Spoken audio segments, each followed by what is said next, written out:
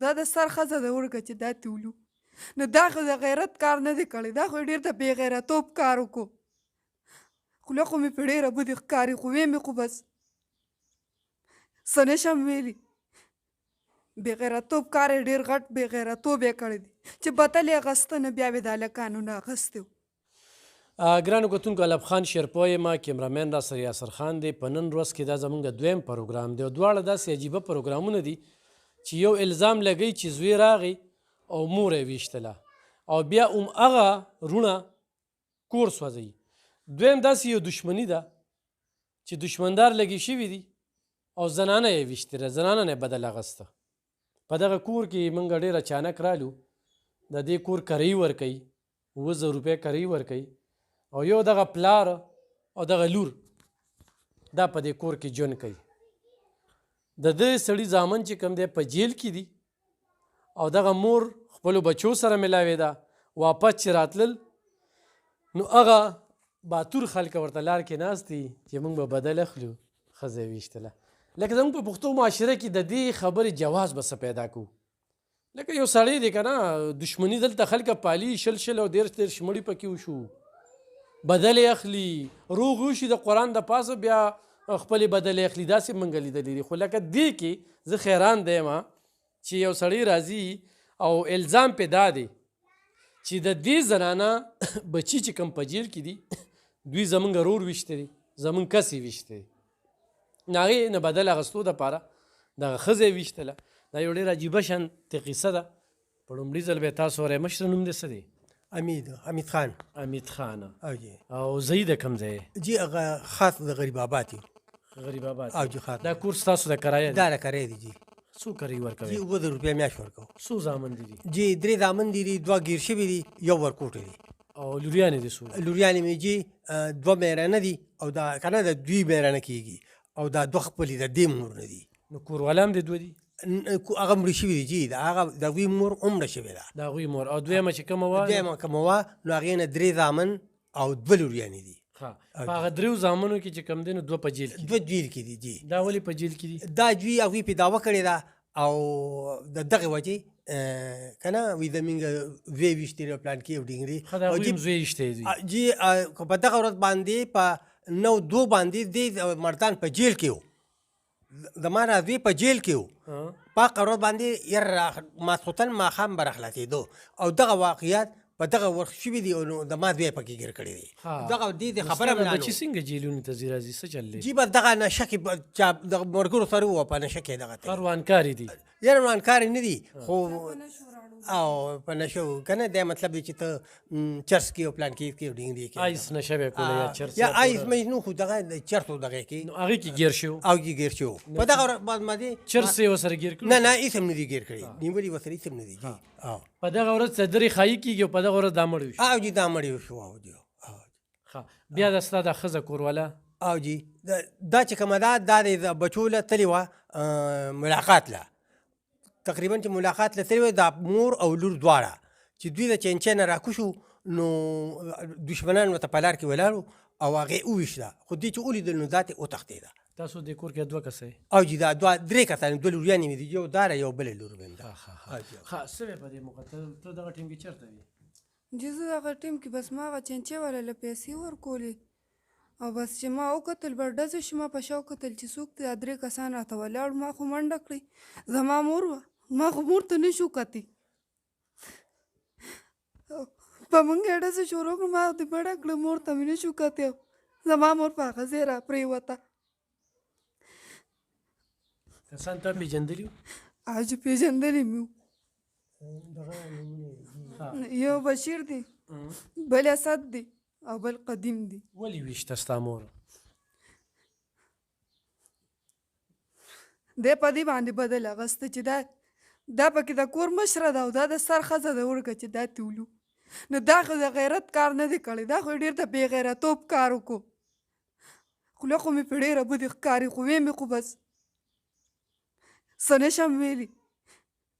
بې غیرتوب کار یې ډېر غټ بې غیرتوب یې کړی دی چې بتل یې اغسته نه بیا به د هلکانو نه اغستی و چې هلکان راوتي هلکانو ته به یې صبر کړی، که دونه نهران نو په دغه جیل کې به یې ویشتي و خو ښځو ذات ته څوک څه نشي ویلی. هغوی به تصور کې نه وجله په ما هم څوک ډز کوي د مور دی که نه هغې خو هېڅ هم نشته که نه لکه زوی ورته ووایي چې راشه نو زه ورسره لاړم زما د مور تلیم نه شو دړه بیماره وه بدن یې پړسوب وه ګرځېدې به هم نه شوه ځای په ځای به کېناسته په دې لار کې به 15 دمې وکړې تله به ما زه ورسره زه دې وجې لاړم چې ما وې څه چل پې ونه شي په لاره چې زه ورسره یم نو زه خو به خامخا چاته رنګ وکړم را به شي راله څوک دا خو به راسره اوچته کي نو کله چې ویشتله نو دغه ټایم کې خو به ته ډېر واروپار خطا شوي وې نو بیا څنګه څوک درلل که نه نو ما خو د ځان ډرته کړو بس بیا نیمه پې شوي چې څه چل شوي دی او څه نه دي شوي زه په ځان په خپله نیم پې شوي مشره لانجه دی ورسره په څه ده لانجه څه وه خو به دونه شي چې دوی به که رښتیا خبرې که نه نو دوی دا مطلب و چې موږ د دوی د مور مهر و دغه مهر یې ولرو کوو دا ستا څه دي جی دا ما را تر زامن دا وروڼه مې دي جی د ورور زامن مې دي ښه ضرور زامن دي او جی نو تا سره عیسه کېږي عیسه نه کېږي زما هغه هلته عیسه روایه خو ما هغه عیسه پرېښې ده او خو ما هغه عیسه خپله پرېښې ده موږ هم دلته په کاری په کور کې شو یاره غم غرض یې نه کوو بس چې دوی پېښه او کار یې پېښه خو د هغوی دا مطلب دی یاره چې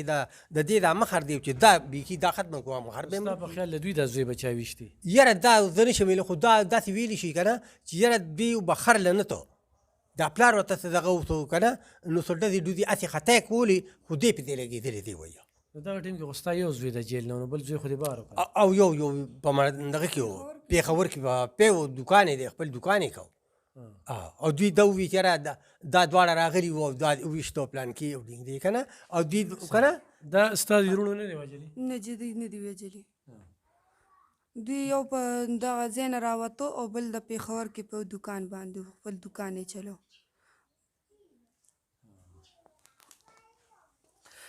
ګرانو کتونکو څنګه چې دغه خوراکي خبرې وکړلې چې په زنانه ذات باندې ډز کول ګور هغه زموږ نه ښه پوهېده ښه د پښتو د معاشرې د دغه دوست دستور او رواج نه خبر ده چې دلته کې پښتانه په سړي ګزار کوي د سړي نه بدل اخلي او لاول چې کوم دی دشمني خو ښه څیز نه دی دشمني ټول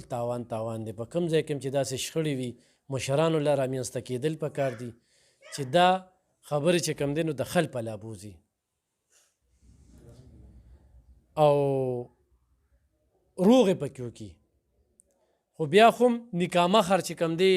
چې لیکې نو دې کې م احتیاط کوئ چې بیا تاسو ته هغه مسله نه وي چې بیا پې دغه شانتې دغه کوي دا ګرانو کتونکو دا وګورئ دا د دوی کور کمره ده او په دې کور کمره کې دا د اډوکو دا ختم چې کوم دی دا دې وخت کې خو هم دا جنکۍ ورته ناست دي او دغه خپلې مور پسې دغه ختم کوي نو څوک هم چې ګناهګاري نو لږي ازار لږي خو دا کور دا د کرۍ دی د سړي د تاڼه تحصیل هم دومره وس نشته که نه جی ښه غریبانان ښه نور د رقم نه لګي جی هغه دا څومره وخت جیل کې وشو هغه 1500 روپۍ د اخیستم او کله وي او کله نه جی 1500 روپۍ ورځ اخلي دروازې دا پلار مې څه کې کار کوي چا سره اجره کې کار کوي چا سره اجره کې کار او کوي جی او د دې وروڼو څومره وخت جیل کې وشو دوی 8 میاشتې به شوي او جی د مور مرد لاړل نه جي نه دي راغلي چا ورته نه دي ښولي او دغه ټایم کې مور ولیده ښه ملاقات وشو او جي ملاقات وشو دواړو شوي دواړو سره ویلي ده نو څه وي چې بچو راته څه وي ته ورسره یې که او جي زه ورسره وم هغوی ورته بس خیر دې وارخطا کوم اخر به م خدای درو باسي الله هر څه ویني وي بس قرآن له کلام زور ورکه او چې تلن هم خپل ختم وکړو